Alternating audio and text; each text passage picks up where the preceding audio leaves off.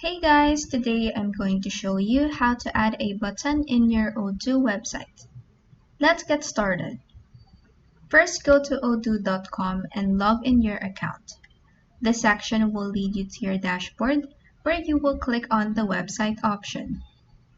You will be led to your website where you will click on the edit button from the top right corner to open this right panel. In the right panel, click on the blocks option from the navigation menu. Then under the inner content section, hold down your left mouse button on this button block and drag it to any of these blue lines because that's where you can put the block.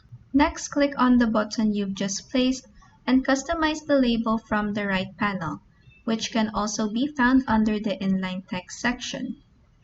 After that, click on the button you've added and click on this small edit link icon right here. Next, go back to the right panel again and add the URL link where you want to redirect anyone who clicks on this button. Lastly, just click on Save from the top right corner to save your changes. And that is how you can add a button in your Odoo website. If this video helped you, please like and subscribe for more helpful tutorials.